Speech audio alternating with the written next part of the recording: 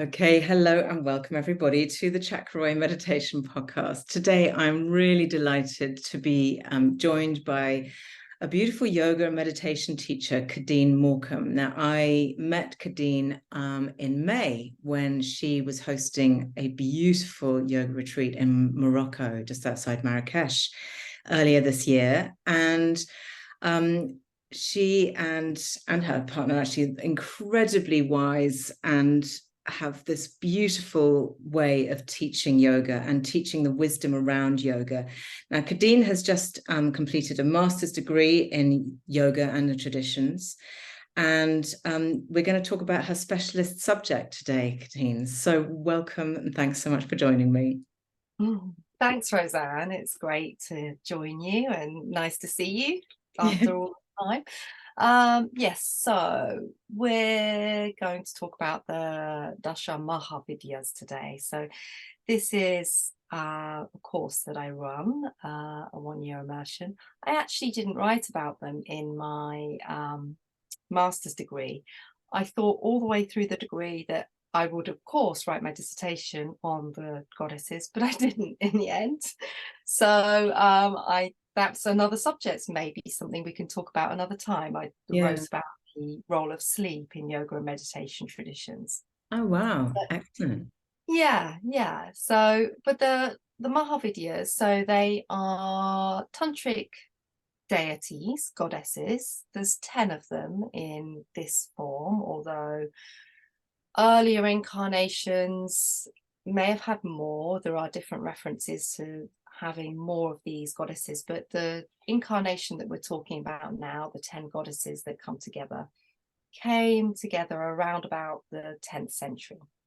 So what they are, we could say, the 10 goddesses together make up the formation of the whole of reality as it is. They're being represented through these 10, you could say, archetypal forms.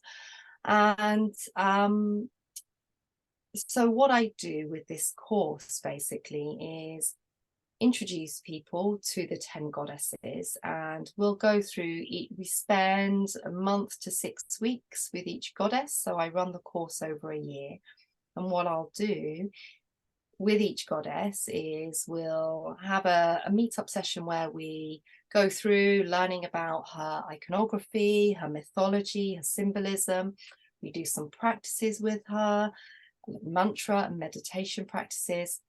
And then I kind of send you off on your way for that month or 6 weeks, and I send you lots of practices over that period of time. So we use the characteristics of the goddess to essentially inquire into ourselves. Okay, so that's a basic introduction to what we do with them.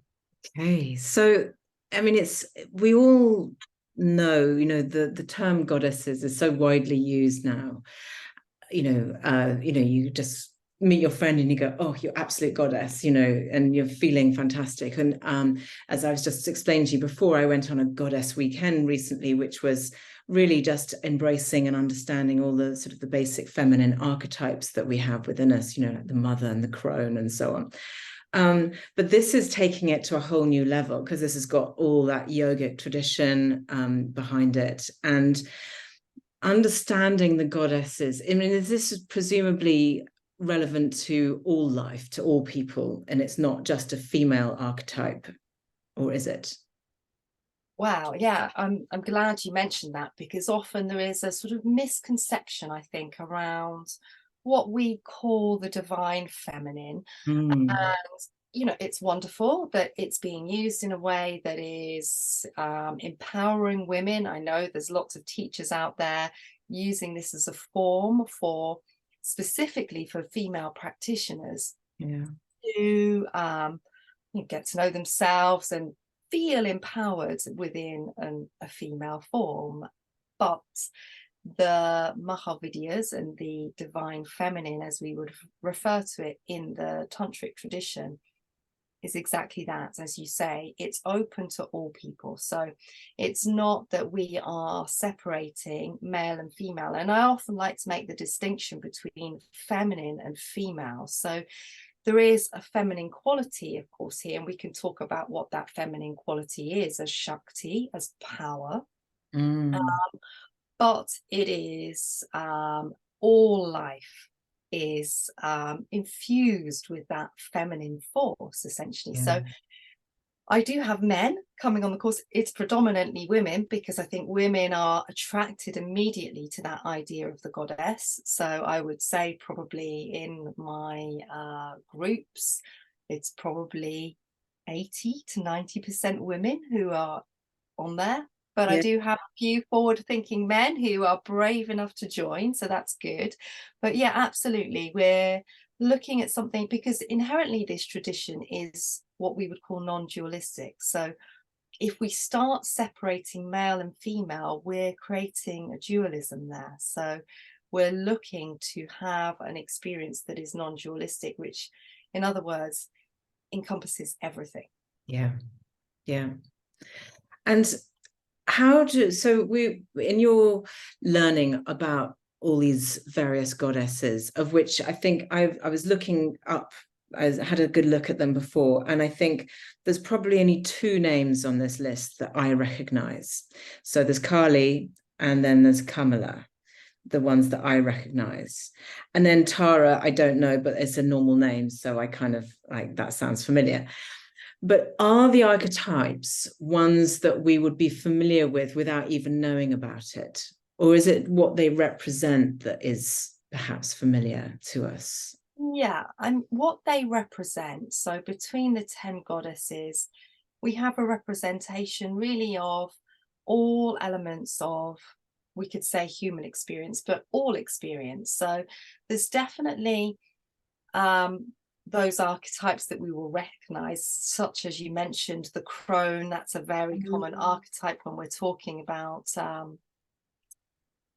the divine feminine, and that would be represented in one of the Mahavidyas called Dhumavati. She certainly represents the crone, but they are essentially, they're goddesses. So the creation of them as a group through the tradition of Tantra. So the Tantra tradition is something that arose in South Asia, and it kind of came out of, influenced by Vedic tradition and ascetic tradition as well. And what the tantras are, essentially, they are texts called tantras, but it was a way of approaching I guess we would say the term religion now, but actually practices.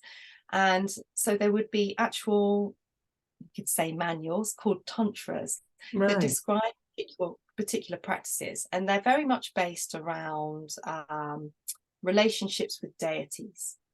So with the goddesses, we have what's called, they're in a tradition of Shakta Tantra. So this is the Shakta, meaning, or we know Shakti, this term meaning power. So this is the feminine quality of consciousness. So we have this Shiva Shakti paradigm where we have the deity Shiva, we're familiar with, this god, and then we have Shakti, the feminine counterpart. And this is between them, this is kind of the whole of reality, is this interconnection between Shiva and Shakti.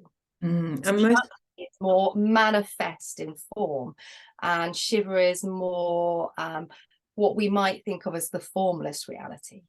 Sorry, go on. I think I'm just saying that I think that most people will recognize those names, the Shakti and Shiva, as the Shakti at the base, at the root, when I'm looking at it in chakra terms, sitting at the root, and then the Kundalini rising up to meet Shiva at the crown. So that's the thing where it turns into a kind of more familiar territory. But I love carry on, because I love your explanation. I'm already learning. Yeah, absolutely. I mean, this is part of what is explored within. I mean, Kundalini is a really useful way to approach the goddess, because this is essentially the kind of power of the goddess within our own body, is Kundalini Shakti. So we can experience that through the yogic body. And as you're very familiar with the series of chakras and nadis, these channels. So this is one way that we experience the goddess. And yeah, she rises, you know, we get this rising Kundalini up, and we can have this movement up and down of Kundalini.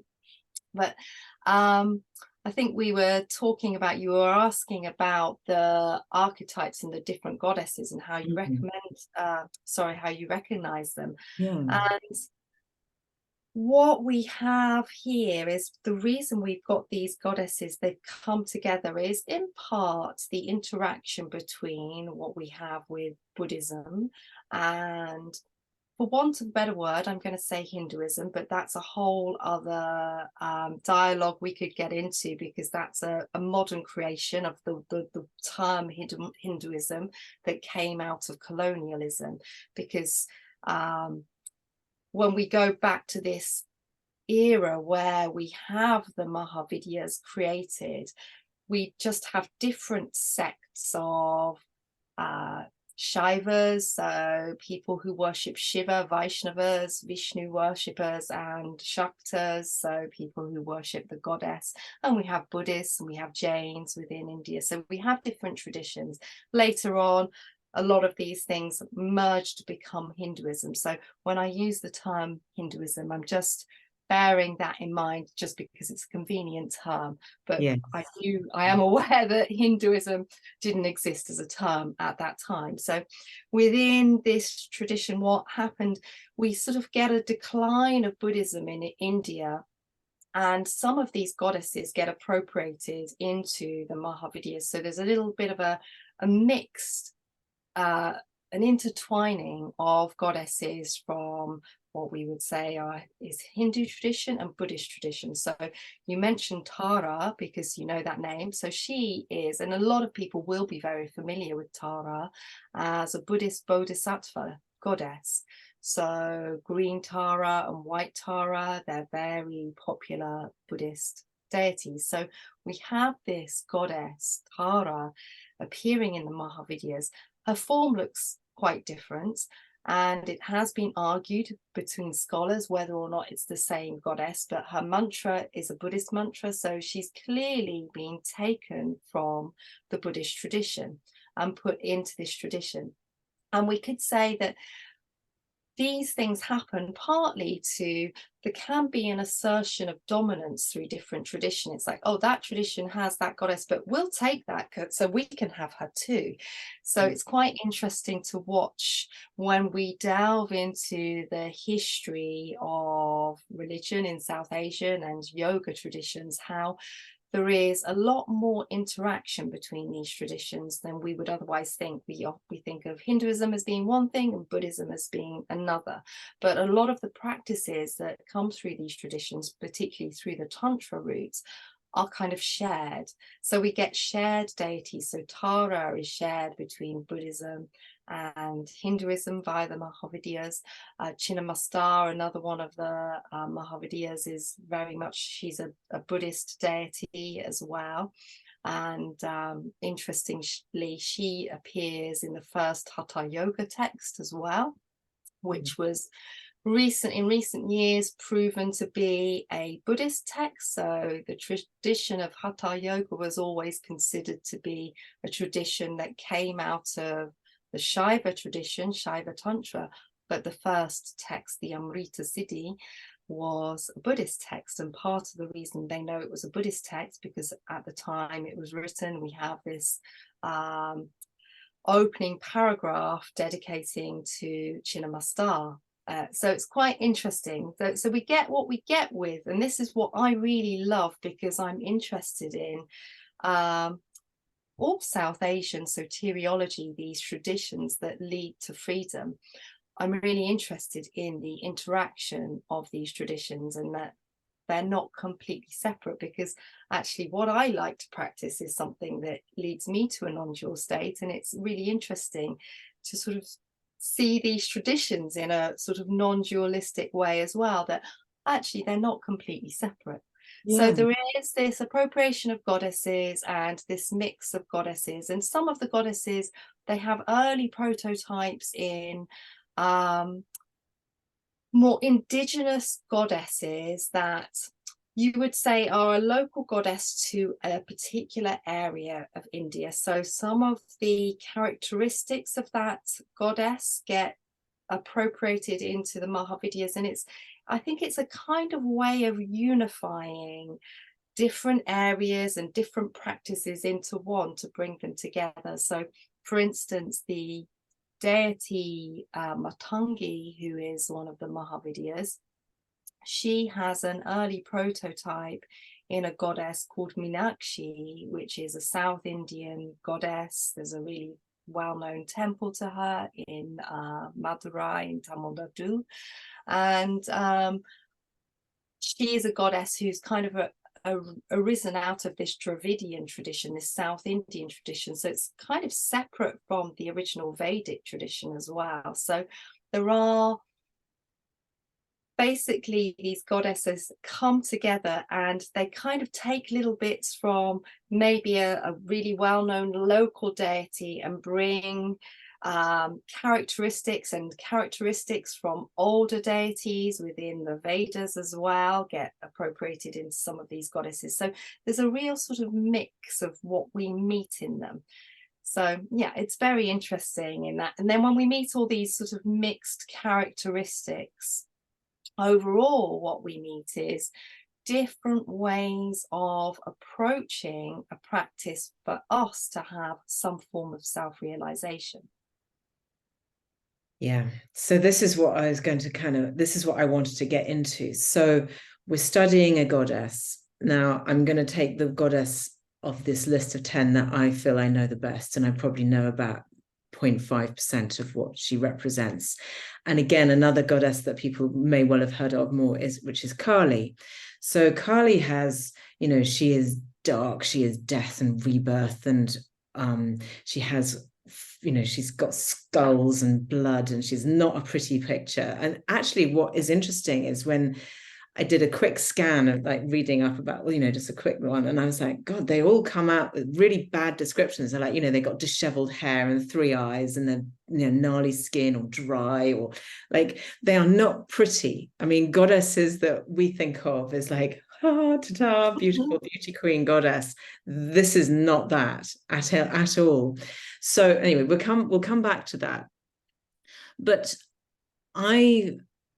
it's interesting because having sort of connected with this goddess Kali, I can see the strength that she's given me. Like she's got her club for strength and the staff to keep the fear at bay, and she's got what's she got else? She's got a severed head, just for fun, to remind you of rebirth, the ego, death, all of that, and then a cup, which I believe was for the for spiritual growth. In the description, it's just like she's got a cup of blood. Great. That sounds really entertaining. She's pretty gnarly, but like all of those things together are really. So do they all have similar kind of symbolism? Like what are the kind of lessons that they learn? Do they teach us? Are they all have something separate to teach us, or is it as a whole that they have more to teach us? Well, it's a bit of both of those things. There are definitely different things that we'll meet through each goddess, but there are some themes that come back again and again. So the overall theme is to essentially point us towards our true nature. So to kind of recognize ourselves as part of the bigger whole, we could say. And interestingly, you mentioning Kali, so she's the first goddess of the Mahavidyas, and she's kind of considered in a way to be the mother of the Mahavidyas. And in some stories, she kind of gives rise to the Mahavidyas. So she's in a way a prototype for the rest of the Mahavidyas to come out of, but they are all quite individual as well. So we get different characteristics. So we meet Kali first, this really awesome goddess who, like you say, she has all these characteristics that can, if at first glance, if we look at an image of Kali, she seems very fierce and fearsome, and maybe she might invoke fear in someone to see that. I often think, because I've got images of all of these goddesses in my house, and I've got a teenage daughter who has friends coming around. I think I've got no idea what they think when they see all these images of these goddesses with like heads in their hands, and you know, a garland necklace of heads and things like that. But yeah, there are similar iconography that comes in through a lot of the goddesses representing their forms. So, for instance, we commonly meet in pretty much all of the Mahavidyas the mudra Abhaya mudra, which means fearlessness, and Varada mudra, which is this sort of downward pointing hand towards the floor, which is a sort of gift bestowing mudra. So those two elements of iconography are quite useful for us to remind us of what the goddesses are drawing us towards. So they're asking us to be fearless, of course, but they're also kind of bestowing these gifts upon us. So the Mahavidyas are approached for both spiritual realization, so to ultimately become free, but traditionally they've also been used to gain siddhis, these magical powers as well. So this gift bestowing mudra can be the gift of gaining powers as well, which is quite interesting. So there is you know, they have been used to gain particular powers that if we look at them from a modern context, we might think, oh, hang on a minute, what's that? So like the power to overcome your enemies is a common theme that comes up sometimes. But I always approach that, and we look at that actually the primary enemy that we experience as a spiritual practitioner is this kind of getting caught up in our own ego, getting caught up in our own mind. This is the real enemy, isn't it? We are our worst enemies, are we not? Exactly. So it sounds like we're not trying to smite our neighbors or anything like that, but yes, you know what we are trying to do, and this is what we have in some of this symbolism of Kali. So when we have this garland of heads here, this can represent all these sort of ruminating thoughts, is one of the elements of this symbolism. It also represents the Sanskrit alphabet. There are other elements, but it can represent the different incarnations of life. So we're being guided to some things that we might want to overcome or transcend. And this holding the head in the hand, again, that's often, it's just that severing, it's just an immediate severing of the ego. So we would really associate the ego with the head, wouldn't we? That's gone, it's like, I'm free. So there are very direct symbols that are used in the goddesses. So we get this idea of what their characteristics are and what they're guiding us towards. But then we have, so some things do appear again and again. The Tara, her form in the Mahavidyas looks very similar to Kali. So if you, to the untrained eye, people would probably see her and think it's Kali. But there's a few things that you can spot that you can distinguish Tara from. But then we have other goddesses. I'm just mentioning some of the more interesting iconography. This goddess I mentioned earlier, Chinnamasta, she is a goddess who's actually severed her own head, and she holds her own head in her hand. She has two attendant deities with her, and she's basically, where she's severed her head, she's got 3 streams of blood that come out, one into her own mouth and one into these deities that she's feeding next to her, these attendants. So what we have represented here, there are some very direct representations of self-nourishment, of course, and the nourishment of others. But we have, through these three streams, we have this more esoteric representation of the three channels within the yogic body, the Sushumna and Ida and Pingala.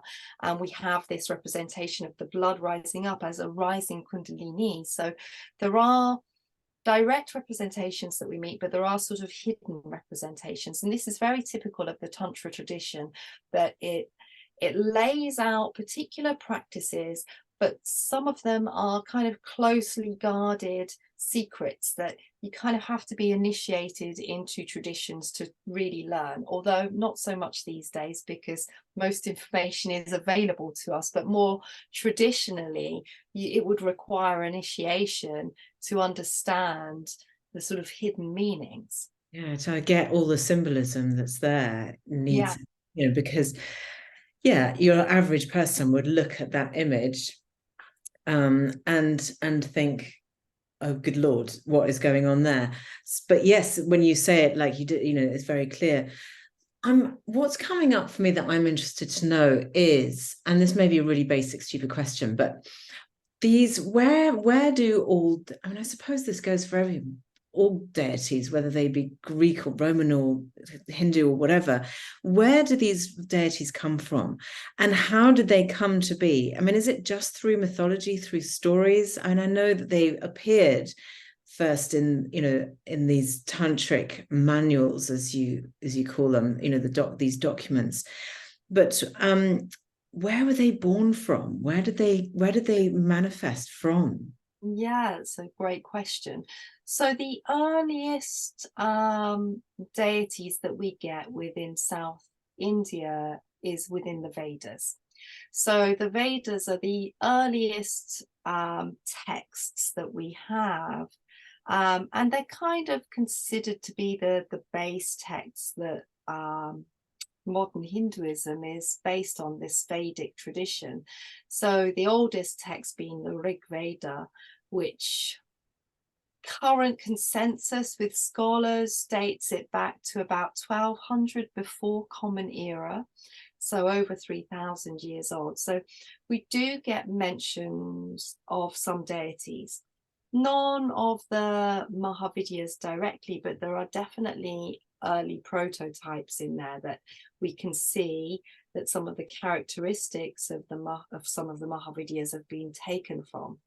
So we have deities in those texts, and the Vedas are, so within the Vedic period, these are, they're obviously written down texts, but they would have been transmitted orally originally. So they're transmitted for a long time.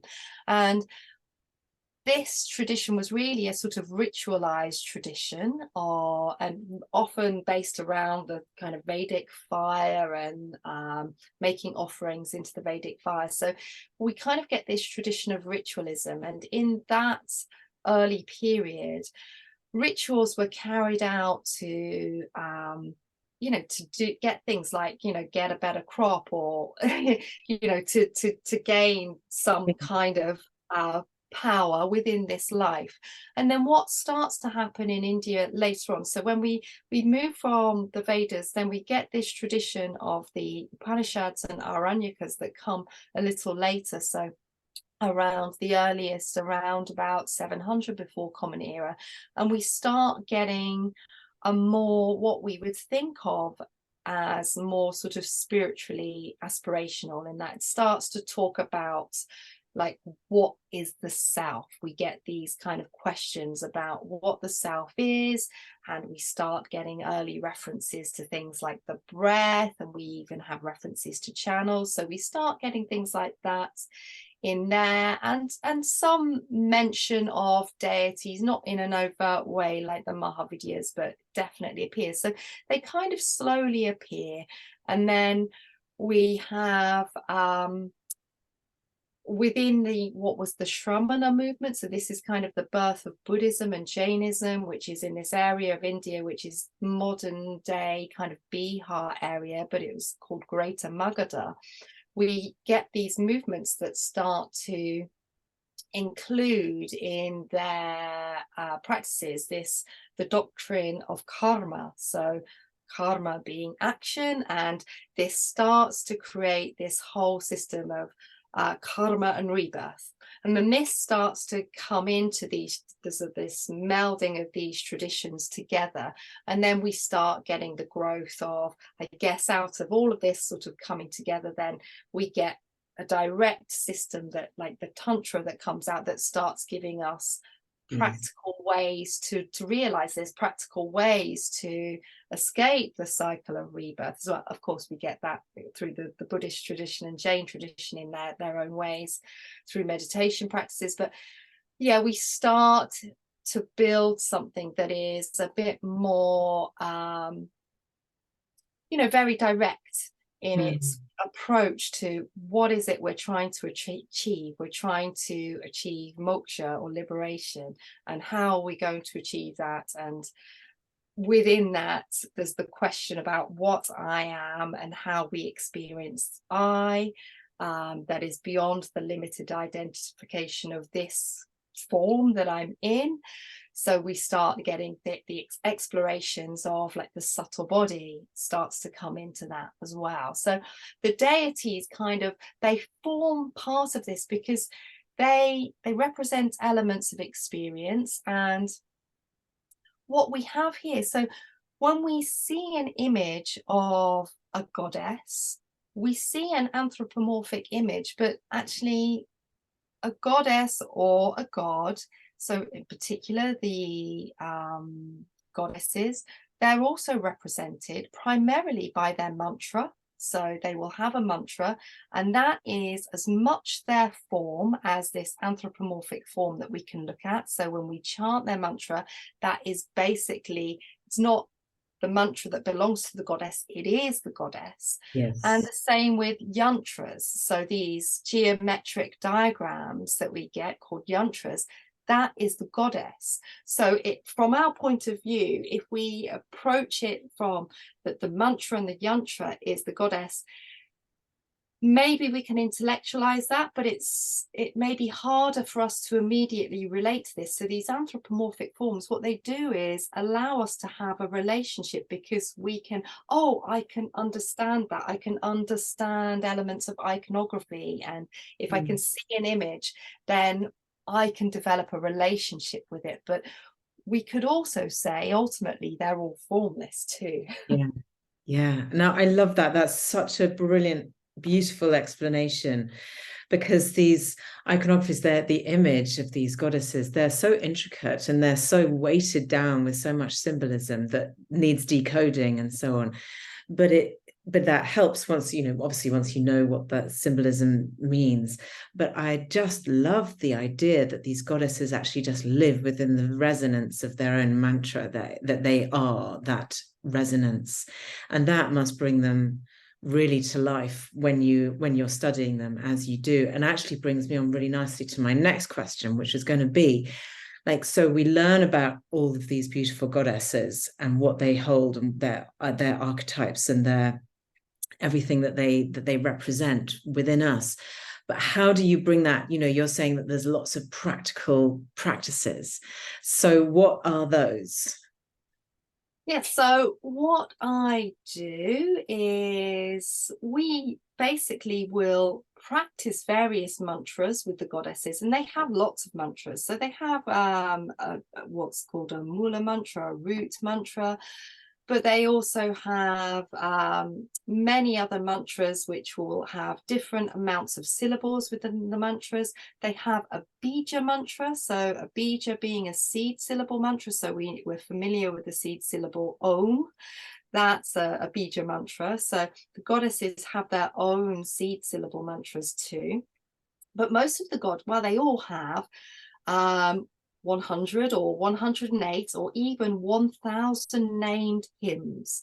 So these stotras, these hymns, and what they are is, it's basically a list of all the different names of the goddess. So the most famous of these is the Lalita Sahasranama, and this is a a 1000 named hymn to the goddess Lalita Tripura Sundari, who is one of the Mahavidyas. And it's the kind of, I guess, the first of these texts, or these 1000 named hymns.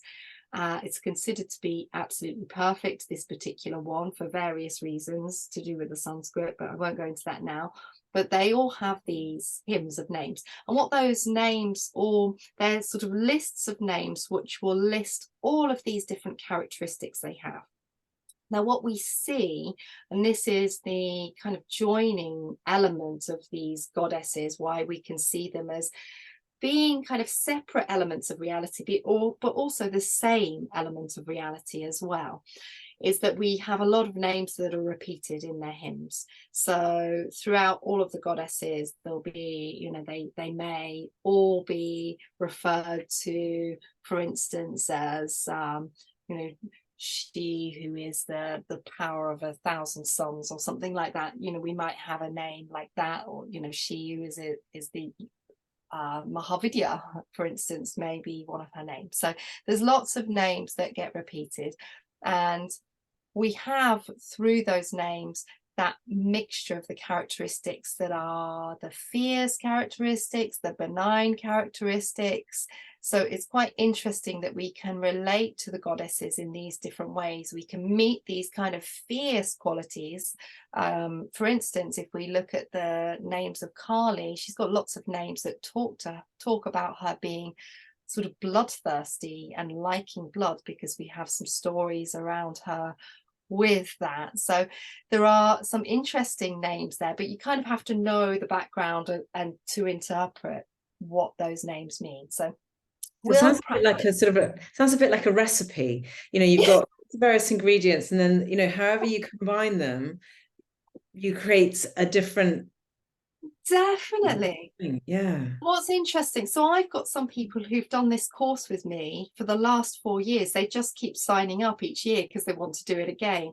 And when we meet the goddess, they will, each year they'll say, I've had a completely different experience with the goddess this time, and they've seen them from a different angle, because there are so many different angles. So yeah, so what we do meditations around her characteristics, we practice mantras, we will practice particular reflections that might be related to her characteristics. So I use, where I can, meditations that come from tantras. I use some hatha yoga, although they're not specifically related to hatha yoga. There are definitely some practices within hatha yoga that I can relate to the goddesses, because they have hold a similar power to what I'm looking at with each goddess. So there's various different approaches. I will teach a yoga nidra with the goddesses as well, with her characteristics. So we approach it in lots of different ways. So I basically share these practices,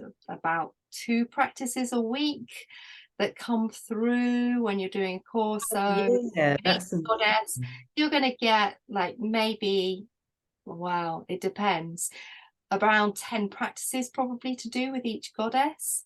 And I also do some more live practices that we dial in for. So we have a live meetup first, which is hybrid. So some people do it via Zoom, some people are in person with me, which is where I introduce the goddess. And then we have an online forum where I share the practices with them throughout the month, and we do a couple of other live dial-in, either meditations or nidras with mantra and various practices. So yeah, we approach them in lots of different ways.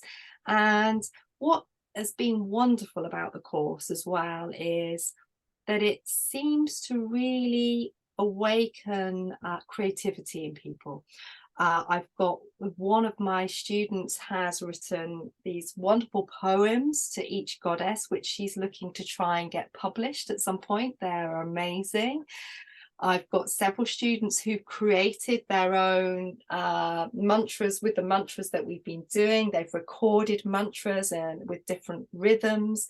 So it's been really, really wonderful that we've got lots of kind of creativity. I've had people doing paintings. So lots of things get shared within the group. So it's a very kind of communal experience that we go through together, and people will send reflections that they've been out, and they've particularly, there's one of the goddesses that we did last month was Bagalamukhi, and she's really associated with this color yellow. So our WhatsApp group that month, people were like, I'm just seeing yellow everywhere and things like that. So it's really great. There's a kind of supportive network for what we go through together, because it's quite powerful, because we're actually really delving into our own experience of being. So it's asking us to move beyond the kind of samskaras and vasanas that we carry with us, these kind of constructs in a way, these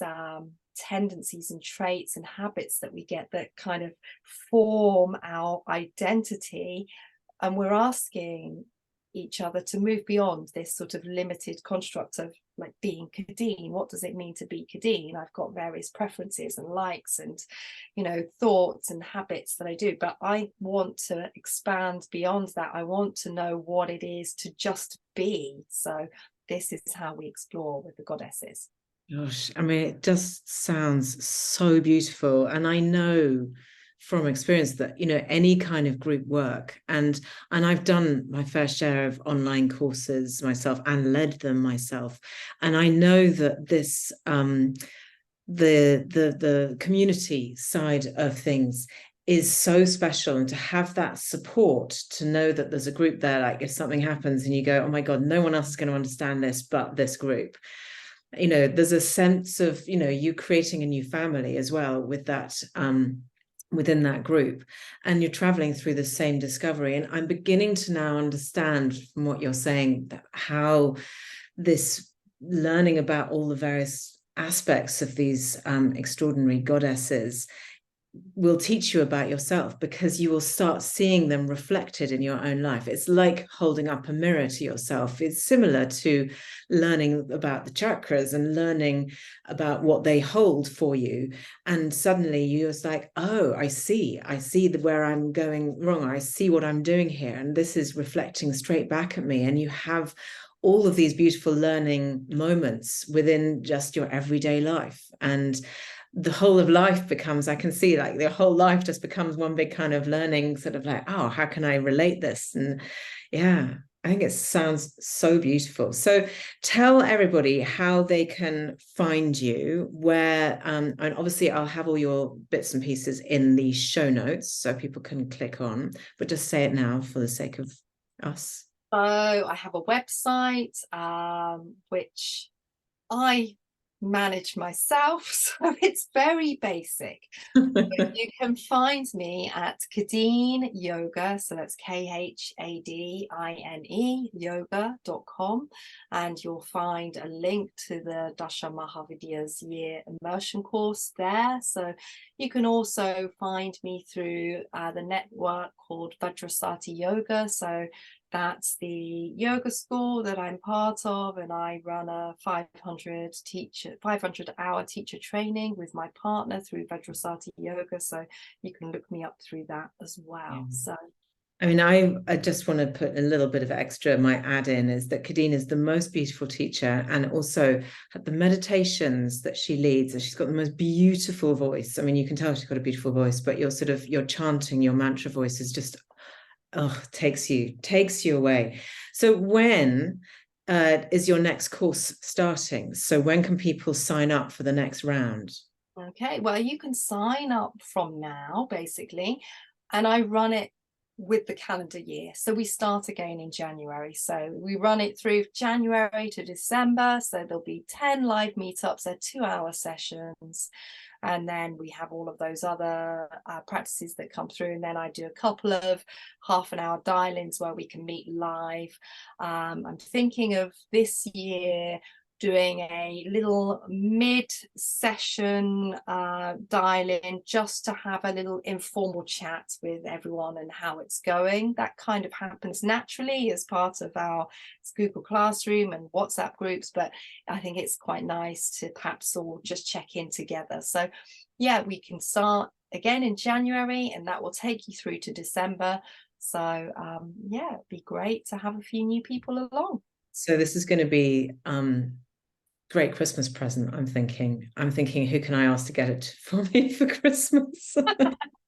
Because you start the new year, and this is one of the things that we all do, isn't it? We're like, oh, this next year I'm going to be, I'm going to do whatever it is I'm going to do. But actually, this as a self-developmental learning tool for yourself, especially if you're into yogis, I hope you can all tell how very learned Khadine is. Like, she really does know her stuff. So, I fully am excited for your course, and thank you so much for spending your time today, Khadine. I really appreciate it.